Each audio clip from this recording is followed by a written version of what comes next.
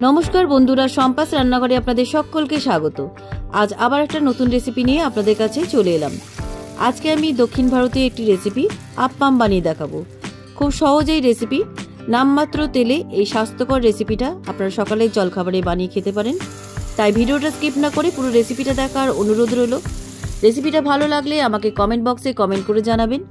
ভালো লাগলে লাইক বাটনটা প্রেস করে দেবেন আর আপনাদের বন্ধুদের মধ্যে আমার ভিডিওটাকে শেয়ার করে দেবেন। আর আমার নতুন বন্ধুদের কাছে অনুরোধ, আমার চ্যানেলটাকে সাবস্ক্রাইব করে পাশে থাকবেন। আর আমার চ্যানেলে নতুন নতুন রেসিপি দেখার জন্য পাশে থাকা ছোট্ট বেল আইকনটাও প্রেস করে দেবেন। চলুন আর কথা না বাড়িয়ে কিভাবে আজকে দক্ষিণ ভারতীয় রেসিপি আপ্পাম বানিয়ে দেখাচ্ছি, রেসিপিটা দেখে নেওয়া যায়। আপ্পাম বানানোর জন্য আমি এখানে 1 কাপ সরুদানা সুজি নিয়েছি আর 1 কাপ টক দই নিয়েছি। এবার আমি প্রথমে সুজিটাকে মিক্সিতে গ্রাইন্ড করে নেব। আপনাদের হাতে সময় থাকলে আপনারা সুজিটা গ্রাইন্ড না করে দইয়ের মধ্যে আধ ঘন্টা ভিজিয়ে রাখতেও পারেন। সুজিটা মিক্সিতে গ্রাইন্ড করা হয়ে গেছে, একদম মিহি করে গ্রাইন্ড করে নিয়েছি। এইভাবে সুজিটা যদি মিক্সিতে গ্রাইন্ড করে নেওয়া হয় তাহলে কিন্তু ইনস্ট্যান্ট আপনারা আপ্পাম বানাতে পারেন। তবে আপনাদের হাতে যদি সময় থাকে তাহলে আপনারা দইয়ের মধ্যে আধ ঘন্টা আগে ভিজিয়ে রাখতে পারেন সুজিটা। তার জন্য মিক্সিতে গ্রাইন্ড করতে হবে না। একটা মিক্সিং বোলের মধ্যে আমি গ্রাইন্ড করা সুজিটা দিয়ে দিলাম আর দিয়ে দিলাম 1 কাপ টক দই। এই রেশিওটা কিন্তু অবশ্যই ফলো করবেন। আর দিয়ে দিলাম পরিমাণ মতো লবণ আর দিয়ে দিচ্ছি 1 টিস্পুন চিনি। এবার সমস্ত উপকরণগুলো খুব ভালো করে মিশিয়ে দিচ্ছি। সুজির মধ্যে সমস্ত উপকরণগুলো ভালো করে মেশানো হয়ে গেছে। এবার আমি অল্প অল্প জল দিয়ে ব্যাটারটাকে পাতলা করে নিচ্ছি। তবে খুব বেশি কিন্তু পাতলা করবেন না, বা এখন পাতলা দেখালেও পরে যখন সুজিটা ফুলে যাবে তখন কিন্তু অনেকটাই ব্যাটারটা ঘন হয়ে যাবে। জল দিয়ে ব্যাটারটা আমি বেশ পাতলা করে নিয়েছি। দেখুন এখন পাতলা দেখাচ্ছে, কিন্তু পরে কিন্তু সুজিটা ফুলে যাওয়ার পর অনেকটাই ঘন হয়ে যাবে।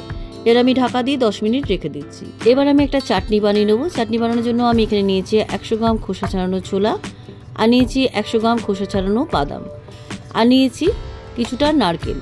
নারকেলের যে পেছনের ব্রাউন অংশটা আছে এটা আমি কেটে বাদ দিয়ে ছোট ছোট টুকরো করে কেটে রেখেছি। আর নিয়েছি অল্প একটু পাকা তেঁতুল, 7-8 কোয়া রসুন, আর নিয়েছি 4-5টা কাঁচা লঙ্কা। এবার আমি প্রথমে শুকনো উপকরণগুলো মিক্সিতে গ্রাইন্ড করে নেব। মিক্সি জারের মধ্যে প্রথমে দিয়ে দিলাম বাদাম কুচিগুলো আর দিয়ে দিচ্ছি ছোলাগুলো। ছোলার বাদামটা মিক্সিতে গ্রাইন্ড করে নিয়ে আসছি। ছোলার বাদামটা মিক্সিতে গ্রাইন্ড করা হয়ে গেছে, দেখুন একদম মিহি করে গ্রাইন্ড করে নিয়েছি। এবারে এই মিক্সি জারের মধ্যে দিয়ে দিলাম রসুন কুচি, কাঁচা লঙ্কা, আর দিয়ে দিলাম নারকেল কুচি আর অল্প একটু পাকা তেঁতুল। এবার সামান্য একটু জল দিয়ে আমি একটা মিহি পেস্ট বানিয়ে আনছি। মিক্সিতে আমার চাটনির পেস্টটা ব্লেন্ড করা হয়ে গেছে। এবার একটা বাটির মধ্যে ঢেলে রাখছি। সম্পূর্ণ চাটনির পেস্টটা মিক্সির জারের থেকে বাটিতে ঢালা হয়ে গেছে। এবার এর মধ্যে পরিমাণ মতো লবণ দিয়ে ভালো করে মিশিয়ে রাখছি। এবারে চাটনির মধ্যে একটা তড়কা দেবো। তড়কা দেওয়ার জন্য গ্যাসে একটা তড়কা প্যান বসিয়ে দিয়েছি, তার মধ্যে সর্ষের তেল দিয়ে দিলাম। তেলটা গরম হয়ে গেছে, এবার 2টো শুকনো লঙ্কা দিলাম আর দিয়ে দিলাম কালো সর্ষে। কালো সর্ষে আর শুকনো লঙ্কাটা একটু ভাজা ভাজা হয়ে আসার পর আমি দিয়ে দিলাম কারি পাতা। চামচ দিয়ে একটু নাড়াচাড়া করে দিচ্ছি। তরকাটা হয়ে গেছে, এবার আমি গ্যাস থেকে নামিয়ে আমি ডাইরেক্ট চাটনির মধ্যে ঢেলে দিলাম। তরকাটা চাটনির মধ্যে খুব ভালো করে মিশিয়ে দিচ্ছি। আপ্পামের জন্য চাটনিটা আমার রেডি। শুধু আপ্পাম কেন, এই চাটনিটা আপনারা ইডলি ধোসার সাথেও খেতে পারেন।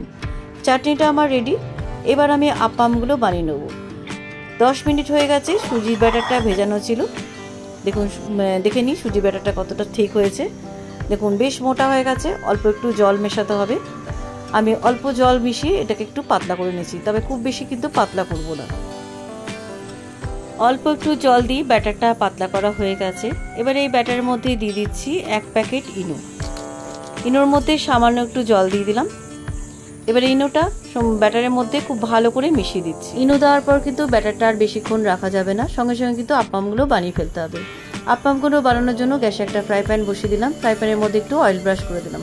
অয়েল ব্রাশ না করলেও চলে, তবে 2-1টা ব্যাটার প্রথমে উঠতে চায় না, তাই অয়েল ব্রাশ করে দিলাম। এবার 1 হাতা ব্যাটার আমি ফ্রাই প্যানের মধ্যে দিয়ে দিলাম। নাড়াচাড়া কিন্তু খুব একটা করবেন না, একটু ফ্রাই প্যানটা ঘুরিয়ে দিলেই হবে। গ্যাসের ফ্লেমটাকে লোতে রেখে আপ্পামটা সেঁকে নিচ্ছি। গ্যাসের ফ্লেমটা কিন্তু হাইতে দেবেন না, তাহলে কিন্তু আপ্পামগুলো কাঁচা থেকে যাবে, প্যান থেকে কিন্তু উঠবে না। দেখুন আপ্পামটা কিন্তু ধীরে ধীরে উপরটা শুকিয়ে যাচ্ছে আর জালিদার হচ্ছে। একটা আপ্পাম আমার হয়ে গেছে। এবার একটা প্লেটের মধ্যে তুলে রাখছি। বাকি আপ্পামগুলো ওই একই পদ্ধতিতে বানিয়ে নিচ্ছি। আবার 1 হাতা ব্যাটার প্যানের মধ্যে দিয়ে দিলাম, একটু প্যানের চারিদিকে ছড়িয়ে দিচ্ছি। আবারও বলছি, গ্যাসের ফ্লেমটা কিন্তু হাইতে রাখবেন না, তাহলে কিন্তু আপ্পামগুলো পুড়ে যাবে আর ভেতরটা কাঁচা থেকে যাবে। উপরটা যখন একদম শুকিয়ে যাবে আর জালিদার হয়ে যাবে তখন আপনারা প্যান থেকে তুলে ফেলবেন। আমি কিন্তু আর তেল দিইনি, একবারই কিন্তু তেল ব্রাশ করেছিলাম। দেখুন কি সুন্দর ছেড়ে যাচ্ছে আর তলাটা দেখুন কত সুন্দর ব্রাউন হয়েছে। এবার একটা প্লেটের মধ্যে আপ্পামটা তুলে রাখছি। বাকি আপ্পামগুলো ওই একই পদ্ধতিতে বানিয়ে ফেলছি।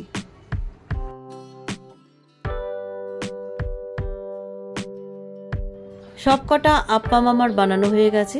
দেখুন আপ্পামগুলো কতটা সফট হয়েছে আর জালিদার হয়েছে। এবারে আপ্পামগুলো আমি একটা সার্ভিং প্লেটে আপ্পামের চাটনি। কেমন লাগলো আজকের দক্ষিণ ভারতের স্বাস্থ্যকর এই আপ্পাম রেসিপি?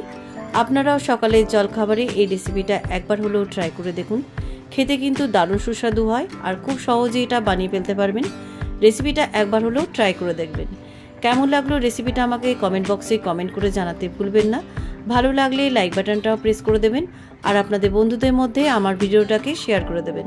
আর আমার নতুন বন্ধুদের কাছে অনুরোধ, আমার চ্যানেলটাকে সাবস্ক্রাইব করে পাশে থাকবেন আর আমার চ্যানেলের নতুন নতুন রেসিপি দেখার জন্য পাশে থাকা ছোট্ট বেল আইকনটাও প্রেস করে দেবেন।